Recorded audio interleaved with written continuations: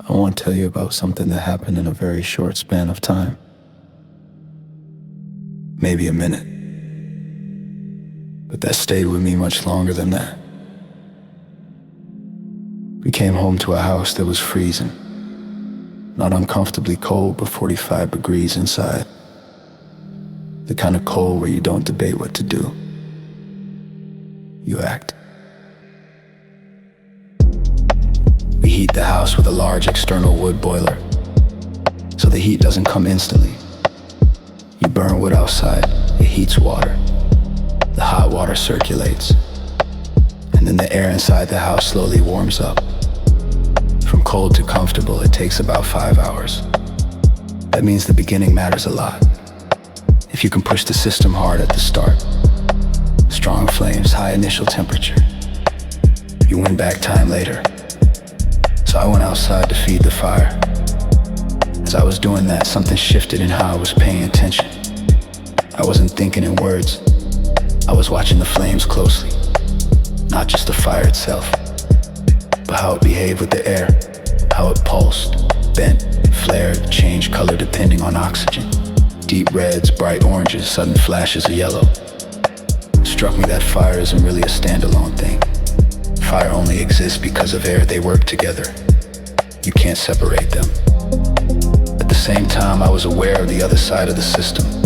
The wood, heavy and solid, and the water in the boiler, dense, slow, absorbing heat instead of displaying it. Earth and water felt like another realm entirely. Quiet, massive, patient. And I had this very clear realization. We usually talk about the elements in fixed opposites.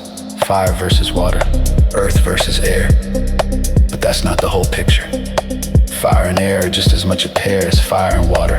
Earth and water belong together, just as much as earth and air. These relationships aren't exclusive. They depend on context. Once you see that, you realize something else.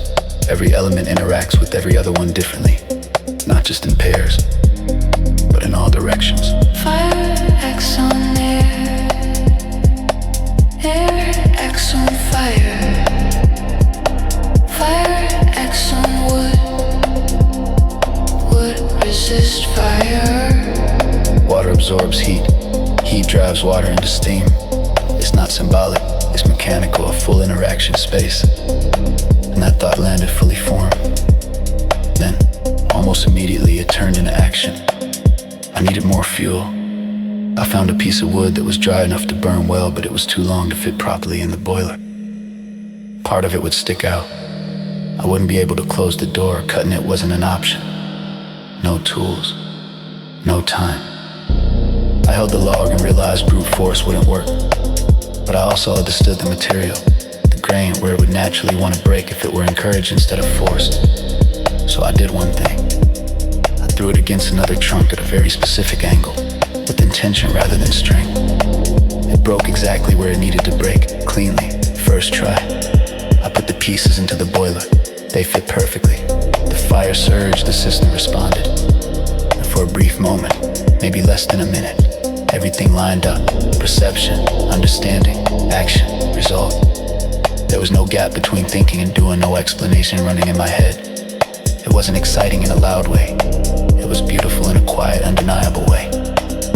Only afterward did I try to record it, to capture it in words, and by then, of course, the moment had already passed because it belonged to a state that exists before language.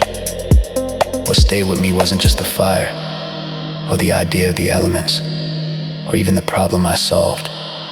It was the realization that insight and action can collapse into the same instant when you're fully inside a system, when you're not explaining it, not narrating it, just participating in it. That's the story.